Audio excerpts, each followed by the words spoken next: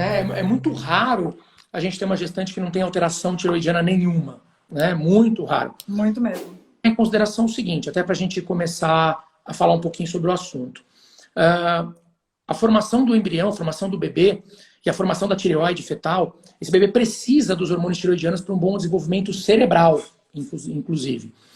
Só que a tireoide do feto, ela passa a assumir o papel de produção hormonal, né, de produzir os hormônios tiroidianos, T3 e T4, geralmente a partir da 20ª semana, em média. Até lá, são os hormônios da mãe que vão estar fazendo essas benfeitorias, digamos assim, nesse desenvolvimento fetal, na formação cerebral e cognitiva do bebê futuro. Então, é super importante essa mãe ter os hormônios tiroidianos em equilíbrio justamente para isso. Então, o bebê, para que ele tenha um bom desenvolvimento, ele necessita, no primeiro trimestre e uma parte do segundo trimestre, dos hormônios tiroidianos da mãe. Então, se essa mãe tiver algum problema na produção desses hormônios tiroidianos, do T3 e do T4, se ela tiver ou em excesso ou em falta, isso vai repercutir na formação do bebê. E poderá trazer problemas tanto na gestação quanto pós-nascimento para essa criança. Então a gente sabe que alterações como aumento do risco de aborto, aumento do risco de trabalho de parto prematuro, aumento de líquido amniótico polidrâmino, alterações na placenta, hipertensão gestacional. A gente sabe que pós-nascimento, problemas de cognição, né, problemas de aprendizado, de memória, de uma série de coisas podem ser ocasionados por distúrbios tiroidianos maternos que não foram bem conduzidos ao longo do pré-natal. Então, é extremamente importante a gente olhar para a tireoide durante toda a gestação e a amamentação, nessa parte pós-parto também.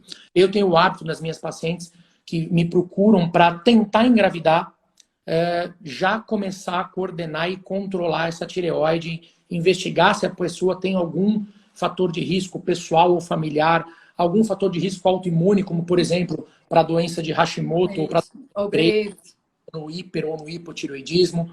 Então, é importante o rastreamento, você realizar os exames e já tentar equilibrar essa tireoide desde o começo. Né?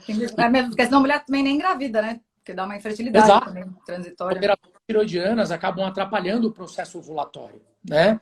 Então, a gente sabe que a tireoide produz os hormônios, o T3 e o T4, mas o TSH, ele é produzido lá em cima no cérebro, né? Ele já vem da hipófise. Então, o TSH ele é produzido lá no cérebro e vai estimular a tireoide a produzir o hormônio T3 e T4. Então, esses distúrbios vão afetar também o eixo na produção dos hormônios sexuais femininos e que também vai alterar para que a mulher consiga engravidar. É um dos fatores também de causas de infertilidade, são distúrbios tiroidianos não diagnosticados e não tratados adequadamente. Então, vou deixar você falar um pouquinho. Fala um pouquinho aí. Eu tinha separado algumas perguntas do pessoal que me mandaram ao longo dessa semana. Se bem que 90% das perguntas era para a gente falar sobre a gente. Falar sobre a gente, o seu irmão mais velho e o mais lindo. Bem mais velho, mas bem mais velho. Né? Nós temos 6 anos de diferença. 5,5. Isso aí. E, enfim, a gente, desde pequeno, que íamos ser médicos os dois, né? Desde o começo. É verdade. Eu fiz faculdade aqui em São Paulo, na Santo Amaro. A Caru fez lá em Santos. Se formou em Santos. E seguimos a... de I. Hã? O que foi? O que você falou? Que eu chamo você de I. De I. Meu apelido é I, sabiam, pessoal? I. Sabe por que I? I de irmão. Pois é. E eu não sabia falar. É Caru. Imagina para falar Domingos, quando eu era pequena.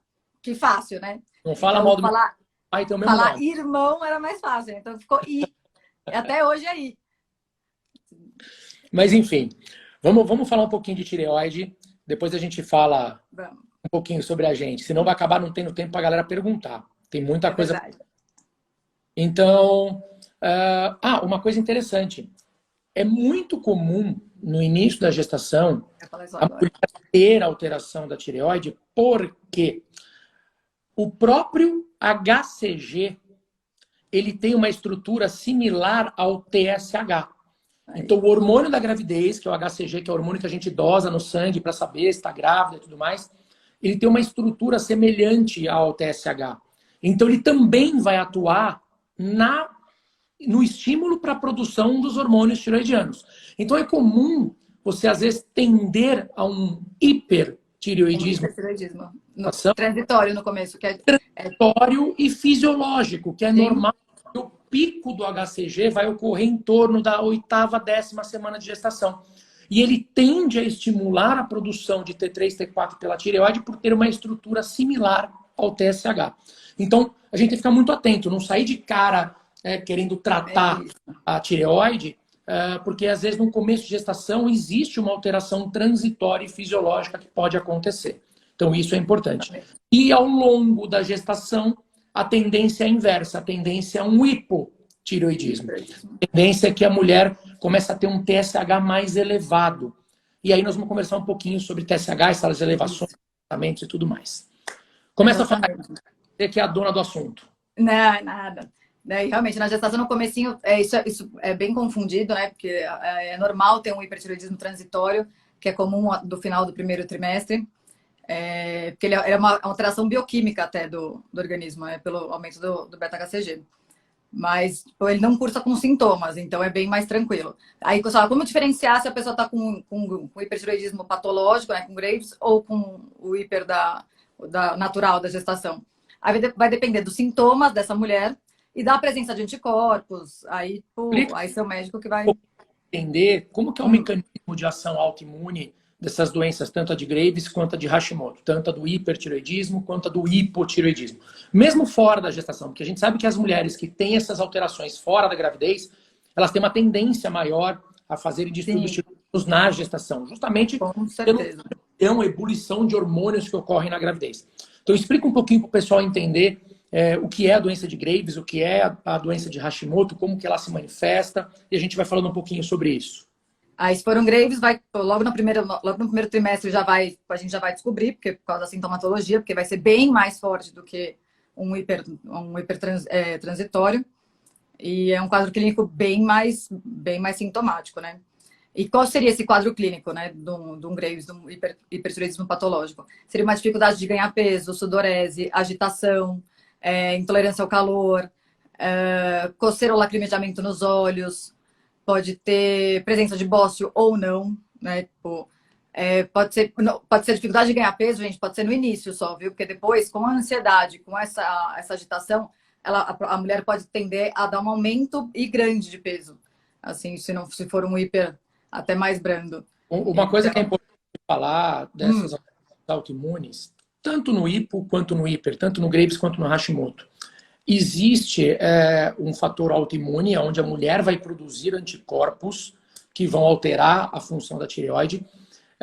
Existe uma predisposição genética para isso, porém, existem gatilhos que podem desencadear todas essas alterações. Então, uma coisa super interessante que eu gosto de falar. Muitas vezes uma tireoidite de Hashimoto, vamos falar do Hashimoto que é o mais comum, muito mais do que Graves, e o Hashimoto é caracterizado por um hipotireoidismo, ou seja, uma produção precária dos hormônios tireoidianos, levando a glândula a uma hipofunção. E aí os sintomas podem começar a aparecer como cansaço, letargia, obesidade, dificuldade na perda de peso, né, alterações de frequência cardíaca, queda de pressão. Queda de cabelo. Só que muitas vezes a doença já começou há anos. Há muito tempo. A gente só vai diagnosticar quando aparecem os sintomas. Por quê? Uma coisa interessante da gente pensar, a grande maioria das alterações tiroidianas de origem autoimune, principalmente o Hashimoto, a origem delas começa no intestino. Olha que interessante. Tudo, né? No intestino. Que a doença de Hashimoto, ela é na tireoide, mas ela não é da tireoide. Ela parte de outros lugares. Então, no intestino a gente armazena, hoje a gente sabe, tem muitos estudos mostrando que quase que 2/3 do nosso sistema imunológico estão nos intestinos. Então, existem alguns gatilhos, sejam eles por alimentação, por exemplo, né, alimentos que podem estimular a produção desses autoanticorpos, então alimentos muito ricos em glúten, em lactose, que principalmente nas pessoas que já têm uma predisposição, obviamente isso não é para todo mundo, mas aquelas pessoas que já têm uma sensibilidade maior, isso pode ser um gatilho. Vocês têm também, a gente tem os gatilhos também de doenças que pode ter, então a pessoa pode ter alguma doença, algum trauma, alguma Quem coisa. quem já tem vitiligo, quem já tem artrite reumatoide, quem já cursa com alguma doença autoimune já de base, né? Também. Então, quando a gente fala desses gatilhos, são gatilhos que vão predispor a isso. A gente tem os gatilhos, por exemplo, de intoxicação por metais pesados, exposição a BPA, né, que é quando a gente fala de plásticos, né, os mecanismos todos. Isso acaba alterando esse nosso sistema imunológico e esses gatilhos podem já começar a desencadear a produção de autoanticorpos e que vão começar a atacar a tireoide. No início, muitas vezes, a gente acaba vendo só no ultrassom aquela alteração de textura tireoidiana, onde a gente vê que tem uma tireoidite, uma inflamação da tireoide, mas ainda não repercutiu com a alteração do TSH, ainda não dá alterado o TSH.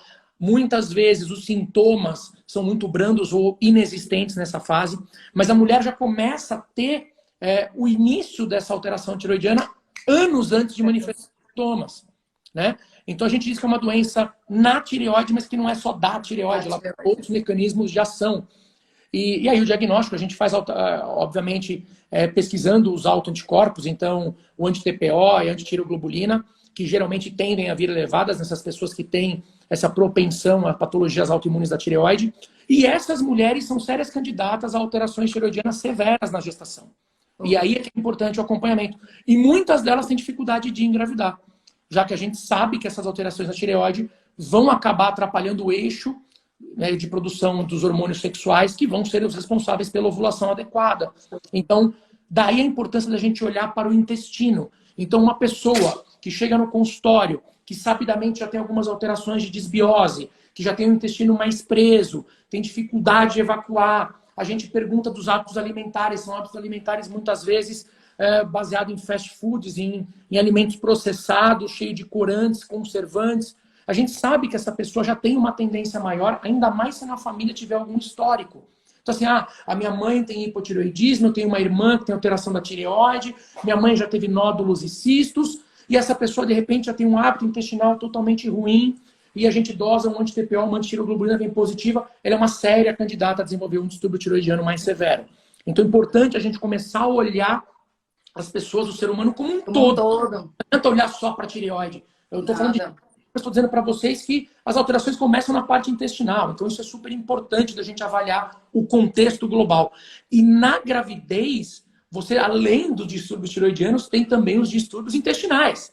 A mulher tende a ter uma letargia, uma lentidão maior dos movimentos peristálticos intestinais. Esse alimento fica mais tempo no tubo digestivo, ele absorve mais água, então ele fica mais ressecado, a mulher tem mais dificuldade de evacuar. Então vocês percebam que está tudo interligado. Tá fácil ficar grávida, né? Como um todo.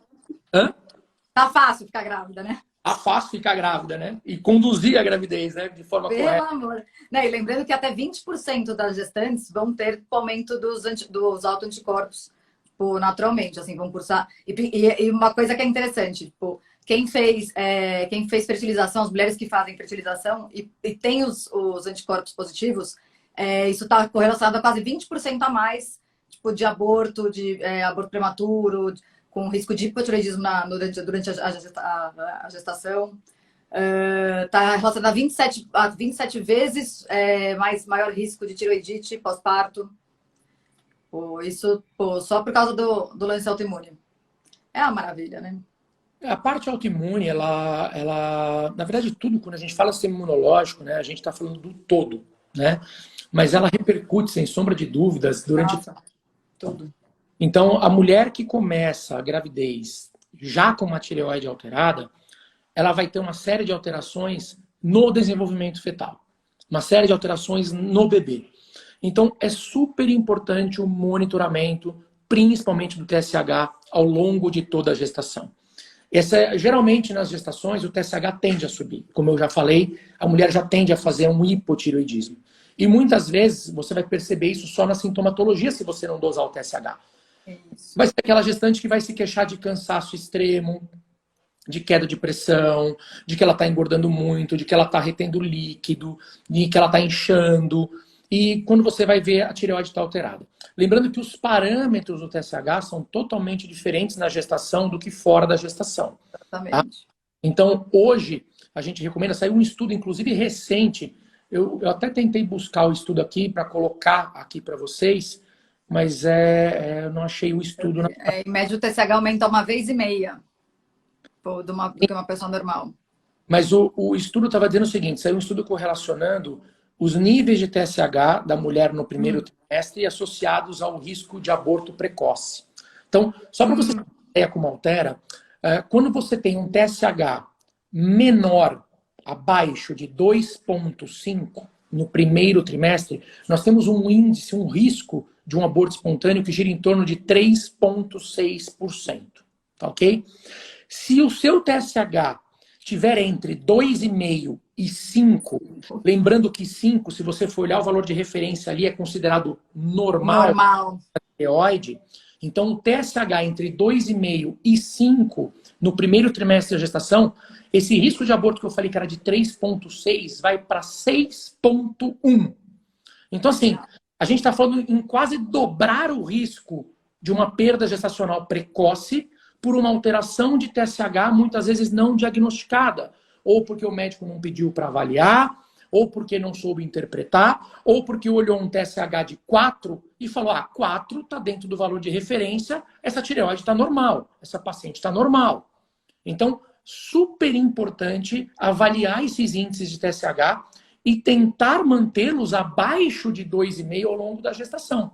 Porque isso não apenas vai diminuir o risco de aborto, mas vai diminuir o risco de trabalho de parto prematuro, vai diminuir o risco de alterações fetais, diminuir o risco de alterações tiroidianas da mulher, risco de rompimento de bolsa antes do tempo, risco de hipertensão. Então, a gente sabe também que alterações da tireoide estão correlacionadas com hipertensão gestacional. Então, principalmente para aquelas mulheres que a gente já sabe que tem uma predisposição ao aumento da pressão arterial, que são candidatas muitas vezes a uma pré-eclâmpsia, mulheres trombofílicas, onde aumenta o risco de você ter uma pré-eclâmpsia. A gente sabe que os distúrbios tiroidianos podem contribuir para aumentar ainda mais esse risco. Então, daí um controle muito rígido da tireoide ao longo da gestação ser extremamente importante. Não, e lembrando que assim, a maioria das pessoas que chegam para mim hoje com distúrbio da tireoide vem com aquela ideia, não, passei em vários médicos e disseram que meus índices estão todos normais, está tudo tranquilo. Gente, naturalmente, assim, ficou grávida, para quem já usa, para quem já faz algum tipo de tratamento da tireoide, é mandatório, a gente aumentar pelo menos de 30% a 50% a dose da medicação. E não somente a medicação. Não só a medicação, mas aporte de iodo, tudo, né? Exato, é a suplementação. Então aí a gente entra num contexto até um pouco polêmico, que é a parte de iodo, porque muita gente defende, muita gente fala contra, mas... É uma coisa lógica, né? Contra fatos não há argumentos. Não tem argumentos. O combustível da tireoide para produzir T3, T4 é o iodo. Sem iodo, tireoide não funciona. É óbvio que se você der demais, vai também fazer... Como tudo, né? Eu brinco que a diferença entre o remédio e o veneno é a dose. Se eu der de menos, vai fazer falta. Se eu der de mais, também vai alterar. Então, eu tenho que pensar no contexto. Então, a suplementação de iodo, ela é extremamente importante na gestação. A própria SBEM, a Sociedade de Endocrinologia, recomenda a suplementação de iodo na gestação. E ela vai variar muito dependendo dos níveis de alteração. Lembrando que o iodo, para a gente medir, a gente não mede no sangue, a gente mede na urina.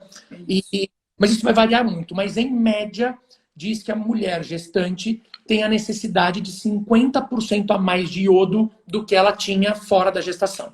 Essa é uma média. E aí o médico vai ter, obviamente, que ver relacionado à parte toda, todo o histórico dela, histórico pessoal, histórico familiar, fatores de risco, fatores de doenças autoimunes, para chegar na dose adequada de iodo para essa paciente. Tá?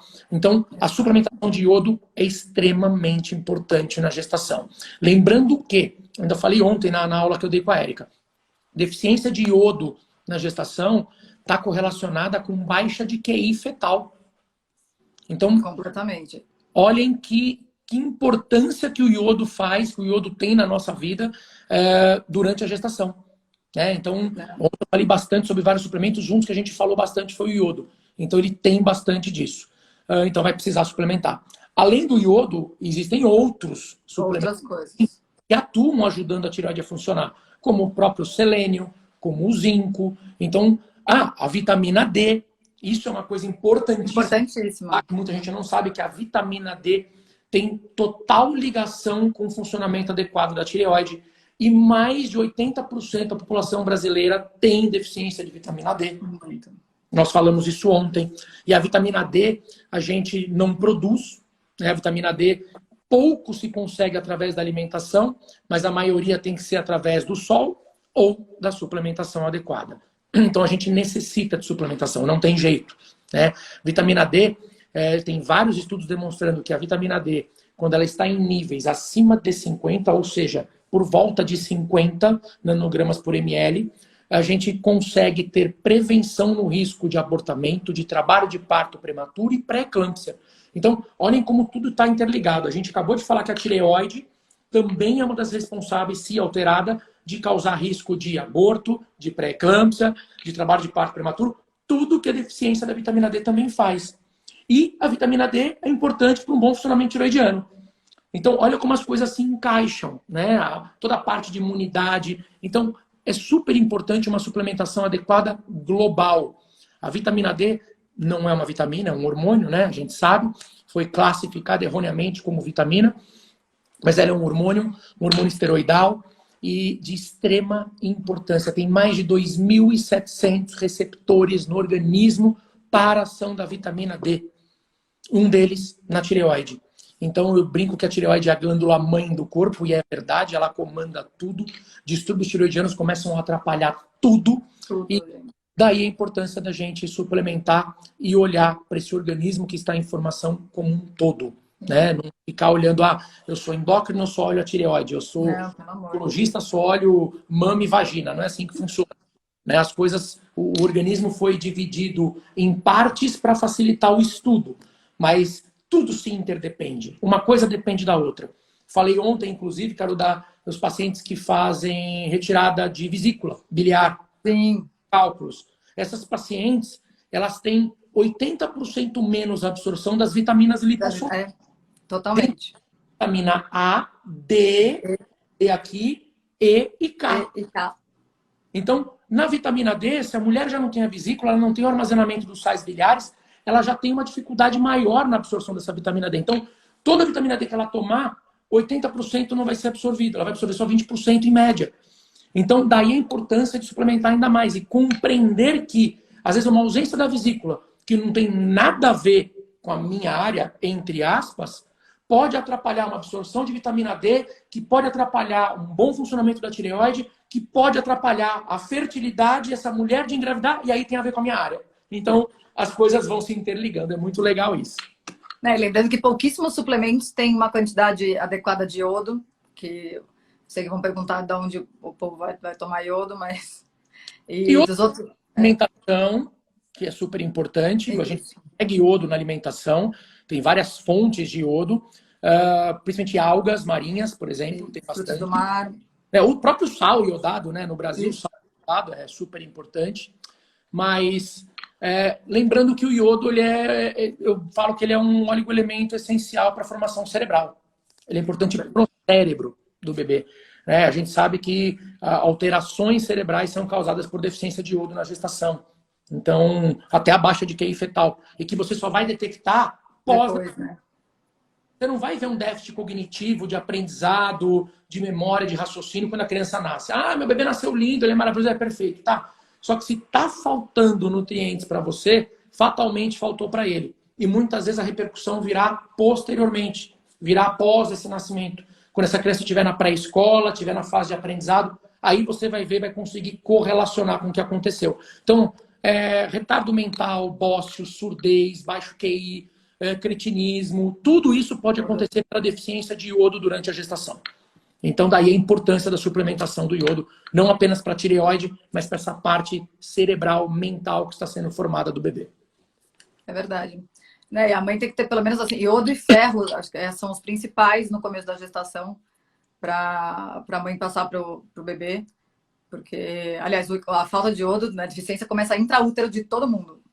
É impressionante como tem a quantidade de gente que não tem um aporte adequado de iodo. Aliás, acho que porque todo mundo acha um absurdo suplementar, né, iodo. Mas é deficiente, porque a gente não produz iodo. A gente não produz iodo. Ou você suplementa, ou você não tem iodo. Ou você come alimentos que contêm o iodo, como salmão, bacalhau, algas, enfim, tudo mais, o próprio sal iodado, ou você não vai ter iodo, não adianta. A gente não produz. Lembrando que a gente pode até suplementar iodo, mas a gente vai competir com flúor e cloro para absorver também, o que é um pepino também. Um Então, bromo, todo iodo, mundo intoxicado aí. iodo, flúor e cloro, né? Isso. Halógenos e que acabam competindo com os receptores. Então, intoxicações também por cloro acabam alterando e dando distúrbios tiroidianos na produção dos hormônios, porque ele vai competir na ligação do iodo para o funcionamento da tireoide. Isso é super importante. Como eu falei, os gatilhos, né, as intoxicações, metais pesados, BPA, tudo isso acaba atrapalhando muito, não só a produção dos hormônios, mas porque atrapalha os receptores. É muito complicado. E o zinco e o selênio, que nós já falamos também, que são importantes para o bom funcionamento. Selênio é maravilhoso. Selênio, 2 castanhas do para por dia, gente, já fica suplementadinho. Maravilha. E o selênio ele previne pré-eclâmpsia também.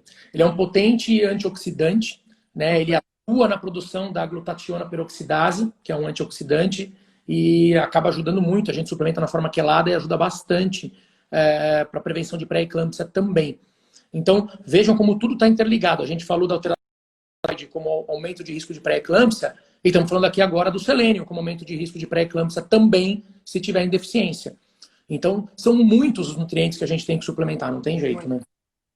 O zinco, né, que a gente falou, o zinco atua no metabolismo ósseo, neurológico e também na tireoide, super importante. A deficiência pode levar a trabalho de parto prematuro, pode levar a diabetes, hipertensão, restrição de crescimento, malformações fetais, também tem que ser suplementado e vai ajudar muito também na função da tireoide. Mas não é pra sair por aí tomando todo o suplemento da vida, hein, gente? Pelo amor de Deus. Eu falei muito ontem na aula com a Érica sobre suplementos.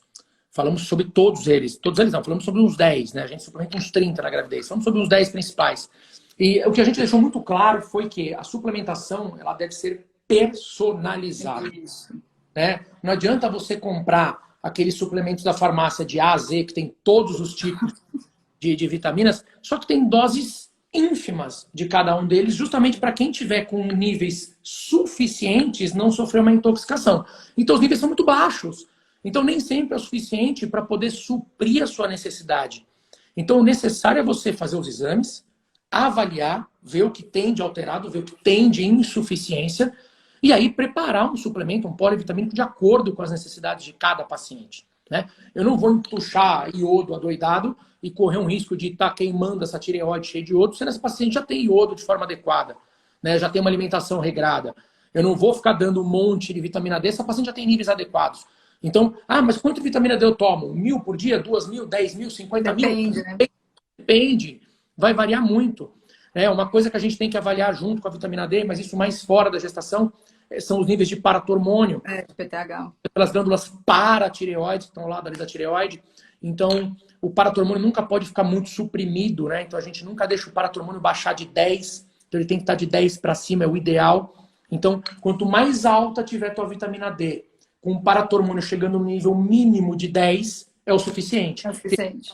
Tem nível de paratormônio de 10, 11, com uma vitamina D de 40, outros com 50, outros com 150. Exatamente. A minha vitamina D, eu fiz a dosagem, minha vitamina D está 150. Só que o meu paratormônio está 11,1. Tá excelente. Para mim, tá bom. Não significa a minha tá 120. Hã? A minha tá 120. Então, não significa que para qualquer pessoa o nível adequado vai ser 150. Vai ser esse, Eu tenho pacientes que com 50 de vitamina D, o paratormônio já está em 10, 11. Já. Você não pode suplementar mais, Então, vai depender de cada pessoa, vai depender de cada tipo. Não adianta a gente achar que a suplementação ela é global para todo mundo. Lembrando que uma gestante grávida de um bebê, ou de uma gestante grávida de gêmeos, ou uma gestante que fez cirurgia bariátrica, que tem alterações no metabolismo de absorção dos nutrientes, a suplementação vai ser diferente para cada uma delas. E as alterações orgânicas também serão diferentes. Então, durante a gestação de subtiroidiano de uma gestante gemelar, tende a ser maior do que o de uma gestante de um bebê só. Porque são duas tireoides fetais sendo formadas, são 2 bebês pegando hormônios tiroidianos da mãe para a formação, então a deficiência dela vai ser muito maior. Não, muita gente me perguntou aqui também, em suplementação, sobre os alimentos goitrogênicos, que eles acabam em grandes quantidades, gente, isso não é uma preocupação. Alimentos goitrogênicos. Goitrogênicos. Explica o que é um alimento goitrogênico. Então, vou explicar. São as hortaliças, né? Tipo, do grupo das brasicáceas. E, na verdade, assim, não é tipo, não posso comer esses alimentos. Não é isso. Que uma galera me perguntou isso desesperado, gente. Não é. Que são, antes eram as crucíferas, né? As chamadas crucíferas. Que são o repolho, brócolis, couve-flor, todos os tipos de couve, né? Couve-manteiga, couve de Bruxelas, nabos, rabanetes e tudo mais. E, eles só vão atacar a tireoide em grandíssimas quantidades. Tem que comer uma bacia do negócio para poder começar a alterar a tireoide, não é assim. Então pode comer, não tem problema. Hoje nem é mais comentado muito sobre esses alimentos, é bem mais tranquilo. Só não pode. Então, agora uma atenção ao povo que adepta ao suco verde.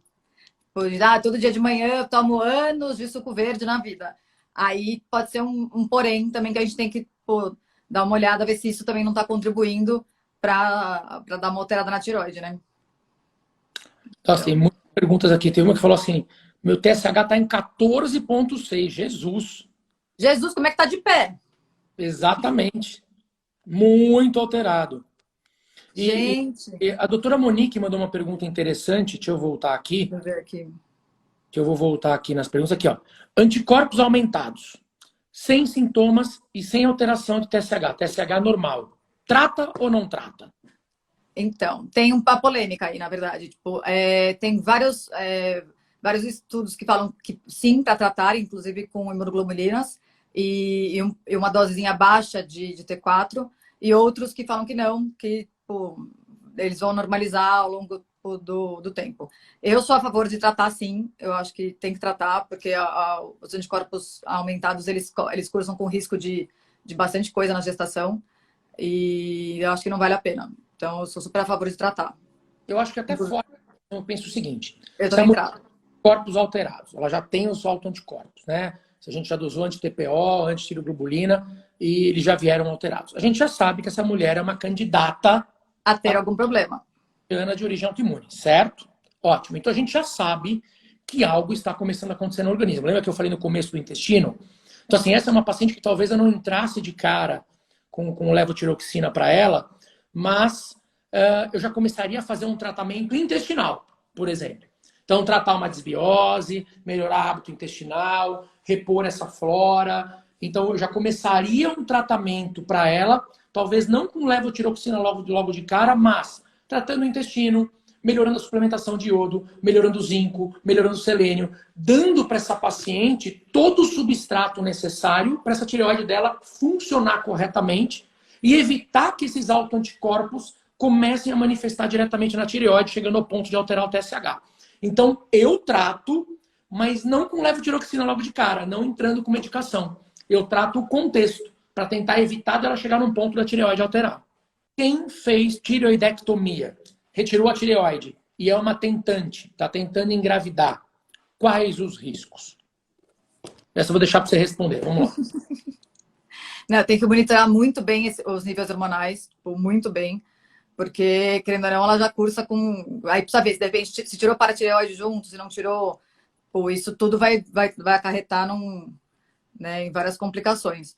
Mas o lance é, o ideal seria que essa mulher já tivesse um planejamento dessa gestação e que tivesse já antes de engravidar, começasse a tratar, para a gente deixar os números redondinhos, bonitinhos, para daí encarar uma gestação. Deixar o aporte de iodo, de T3, tudo bonitinho. Porque, e falando do T3, inclusive, é extremamente importante, que ninguém dá bola pro coitadinho, mas ele é o mais importante da vida, né?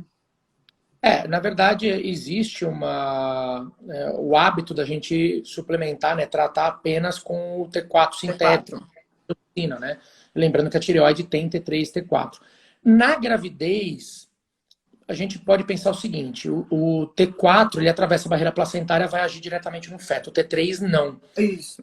Então, o T3 ele vai agir e vai ser importante para melhorar o funcionamento da tireoide da mãe, mas ele não vai atravessar a barreira placentária para chegar a efeito sobre ele. Aí é só o T4 mesmo, é só a levotiroxina que funciona.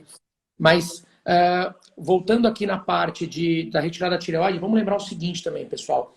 Tem muita gente que tira a tireoide desnecessariamente, tá? Muita gente acaba tirando a tireoide. Eu tenho um risco aumentado que eu ouvi falar de ter um câncer de tireoide porque a minha mãe teve e aí eu tenho a tireoide com nódulos, com isso, aquilo, o médico mandou tirar.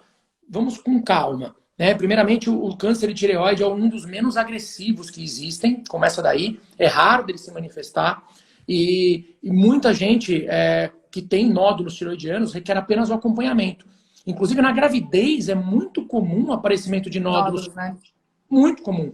E o que a gente faz? Nada.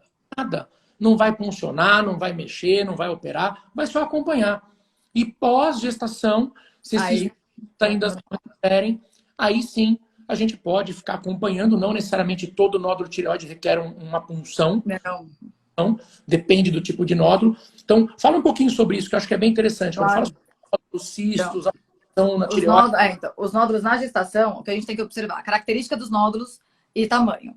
Então, assim, se de uma hora para outra esse nódulo ele apresentar um crescimento súbito, ou, assim, qualquer nódulo acima de 1 centímetro, ou, né, com características suspeitas, é indicativo da gente puncionar. Não tem problema puncionar na gestação, zero problemas. Então, se houver a necessidade, a gente punciona. Até se houver a necessidade de uma cirurgia, né, de uma tireoidectomia né, nessa gestação, a gente não é o mais indicado, lógico, mas a gente esperaria até passar o segundo trimestre para poder fazer. Mas se tivesse algum risco muito iminente. Mas normalmente, assim, é muito raro isso acontecer. Normalmente, descobrir o nódulo, vai tratar depois da gestação, tá tudo certo. Cisto, então, mais tranquilo ainda. Porque o cisto é bem comum a grávida desenvolver nódulos e cistos. E pela própria atividade da tireoide que fica aumentada. Então, ao longo da vida, né, é normal a gente desenvolver. Se a gente pegar 60% da população, se a gente fizer um ultrassom em todo mundo, 60% vai ter nódulo e nem sabe que tem. E vai morrer com ele também não sabe que tem. Tem. Se ninguém fizesse nunca um ultrassom de tireoide, talvez nunca soubesse que tem.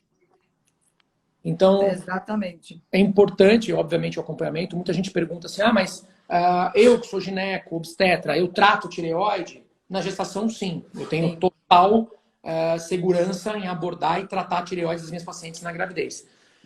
Fora da gravidez, o paciente apareceu, tem um nódulo tireoidiano, o que eu faço? Eu encaminho, obviamente. O endocrinologista é quem tem a competência para estar tratando esse tipo de alteração. E é claro que aqueles casos mais severos, pacientes que têm uma dificuldade maior, ou seja, no tratamento, a gente entra com medicação e é difícil a resposta, tem uma série de coisas, normalmente a gente acompanha numa equipe multidisciplinar. Né? O ginecologista obstetra junto com o endocrinologista e muitas vezes acompanha com o hematologista, com o reumatologista. Isso. Então, o tratamento multidisciplinar é o mais adequado durante toda a gestação, não tenha dúvidas. Então, quantas e quantas vezes diabetes gestacional, pacientes com diabetes gestacional, a gente acompanha junto, né? Acompanha com o endocrinologista, acompanhando ao mesmo tempo, para ver dose de insulina, vai adequar, como vai fazer. O nutricionista, na parte da dieta, super importante o acompanhamento nutricional. Então, na gravidez, eu acho fundamental. Eu não falo porque não é, mas na medicina é 100% ou 0%. Mas eu diria que é fundamental um acompanhamento com o nutricionista na gestação. Não tem como você passar uma gravidez inteira sem ter uma orientação de como você vai se alimentar, de como você vai controlar o seu peso, de uma suplementação também, que os nutricionistas fazem muito bem. Né? Então, tudo isso é importante. O acompanhamento multidisciplinar na gravidez faz toda a diferença. Toda a diferença. E, no caso, quando eu pego pacientes que estão muito alterados, a gente sempre conversa em conjunto. A gente faz uma junta médica. Justamente para fazer o melhor tipo de tratamento. Exatamente. E, gente, olha isso. Meu TSH está em 39. Meu Deus. Gente, isso é bem punk, porque eu pego muitas pacientes que às vezes chegam do psiquiatra, anos tratando depressão, anos tratando infertilidade, né, que a gente pega junto, imagina quantas que a gente trata em super pouco tempo, engravidam, e depressão é uma das coisas mais sérias que eu acho que a tireoide né, proporciona negativamente, porque é uma depressão arrastada, que por mais que você trate com antidepressivo, ela não melhora, ela vai dar uma melhoradinha, mas ainda fica tipo, naquela deprê que a pessoa não sai da cama, fica grave mesmo, gente. Não é uma coisa light, não. A tireoide, ela mexe demais com o corpo, assim, muda a vida do tratar a tireoide. Na verdade, assim, tem muita gente que tem distúrbios de humor, depressão, alguns quadros, e na verdade são alterações hormonais. Às vezes são tratadas erroneamente como depressão, como quadros depressivos. Então, distúrbios na produção de hormônio cortisol, distúrbios na produção de hormônios tiroidianos, tudo isso pode levar a um quadro parecido. Depressivo. E muitas vezes, se cair na mão de alguém mais desavisado, vai sair do consultório com tarja preta para tentar tratar como se fosse depressão, quando na verdade a gente está diante de um estudo hormonal, precisa tratar. Então, novamente, gente, aqui a gente está falando de tireoide, mas a gente não pode pensar só na tireoide. A tireoide não funciona sozinha. A tireoide depende de vários outros fatores para funcionar adequadamente. Então, o problema não é só a tireoide. Eu não posso olhar para a tireoide sem olhar para um intestino. Eu não posso olhar para uma tireoide sem olhar para uma paratireoide. Eu não posso olhar para uma tireoide sem olhar para o ovário. Tudo está interligado. A produção hormonal é super importante. Eu não posso pensar em tireoide sem pensar em suplementação. Eu preciso disso. Então, é muito importante que se avalie o contexto, tanto das pacientes que estão tentando engravidar, quanto dessas gestantes. Tenho em mente o seguinte, se eu pudesse resumir o assunto da live aqui, seria o seguinte: olhem para a tireoide durante a gravidez. Ela tende a alterar e requer muitas vezes a regulação, o tratamento, porque se ela permanecer alterada, você corre mais risco de sangramentos, abortos, de hipertensão gestacional, o seu bebê corre problemas neurológicos, estado de cognição, de QI. Então, isso é o mais importante. Olhem para a tireoide. A tireoide não é um órgão que está lá apenas no pescoço e que não está servindo para nada. E parem de pensar em valores de referência para a tireoide. Isso, por favor, pelo amor de Deus. O normal é de 0,5 a 6. O meu está 5,9, então... Ótima! Minha tireoide está funcionando maravilhosamente bem. Não está. Não está. Acabei de mostrar para vocês trabalhos recentes que um TSH entre 2,5 e 5 quase dobra o risco de abortamento no primeiro trimestre. Que o ideal é manter esse TSH abaixo de 2,5. Então esqueçam os valores de referência para isso. Não tem função para gravidez. Aliás, na gravidez, o valor de referência muda tudo. Muda 100%. Tudo quanto é coisa. Né? Como eu falei da vitamina D, que se você olhar lá, que diz que suficiente é de 20 a 30, 40, na gravidez o ideal é acima de 50. Então muda tudo. O contexto é outro. Exatamente. O ginecologista passa a dosagem de 50, o endocrinologista não aceita, diminui a dose. Quero engravidar e estou nesse impasse. Primeiro ponto, vocês têm que procurar médicos que falem a mesma língua. Manda os dois se ligarem, gente. Começa daí. Porque senão você vai ficar dando murro em ponta de faca e não vai resolver.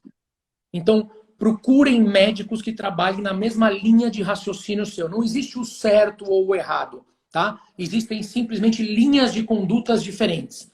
Então, é super importante você ter médicos, tanto o gineco, quanto o endócrino, quanto o cardio, quanto o reumato, quanto não importa quem, que sigam mais ou menos a mesma linha de raciocínio, de pensamento. Isso é o mais importante. Qual a periodicidade recomendada para fazer o exame de TSH? Normalmente eu peço de 4 a 6 semanas. Se tiver alguma alteração de 4 a 6 semanas, pode dar uma afastada, afastar um pouquinho esse intervalo, mas normalmente eu peço às 6 semanas, acho que fica bom, é mais seguro. E se tiver alguma alteração, 4 semanas no máximo. E uma coisa interessante, pessoal, para vocês verem de uma forma simples e prática, se vocês têm algum distúrbio tiroidiano, principalmente relacionado ao hipotiroidismo, ou seja, uma tireoide que não funciona corretamente, meçam a temperatura de manhã. Vai dormir, pega o termômetro, põe do lado da cama. Exatamente. Tem que se mexer. Antes de levantar, pega o termômetro, põe na axila e mede ou na boca. Na boca é mais fidedigna, mas pode ser... Mede a temperatura, anota. Faz isso 5 dias seguidos. 5 dias. Soma as 5 temperaturas, divide por 5 para dar média. Se essa temperatura der abaixo de 36,6, 36,8, a gente sabe que a tireoide não está funcionando corretamente, porque uma das características da tireoide é manter a temperatura corporal, principalmente durante o sono. Então, se essa temperatura cai muito, significa que a tireoide não está conseguindo fazer a manutenção dessa temperatura corporal. Então já é um sinal indireto de um distúrbio tiroidiano. Aí você pode, de repente, procurar o teu médico e falar, olha, eu medi a temperatura, está muito baixa, queria investigar se a minha tireoide está funcionando corretamente. Exatamente. É uma das formas mais antigas e mais fidedignas de procurar alguma coisa na tireoide, né? De perceber alguma alteração nela. Exatamente. Lugol é recomendado para suplementação de iodo? Olha, eu particularmente não gosto. Por que eu não gosto? Porque a dosagem do Lugol é extremamente alta. Geralmente a gente suplementa iodo com iodeto de potássio. É a melhor maneira de suplementação. E se você for pegar o Lugol, uma gota de Lugol tem uma dose extremamente alta, muito maior do que a recomendada. Então, às vezes, você pode estar dando iodo em excesso. Então, eu, particularmente, não gosto de suplementar a gestante com o Lugol. Eu prefiro colocar o iodeto de potássio na dose que eu julgo mais adequada. É mais seguro. 100 microgramas, 400 microgramas, até 500 microgramas. E, em alguns casos, até mais do que isso, mas vai ser caso a caso. Eu vou ter que olhar o contexto global para ver o que eu vou utilizar. Considerações finais. Obrigado, primeiramente, a todos vocês que ficaram aqui assistindo a gente nessa 1 horinha. Entendo que o assunto é muito extenso, não dá para abordar tudo aqui.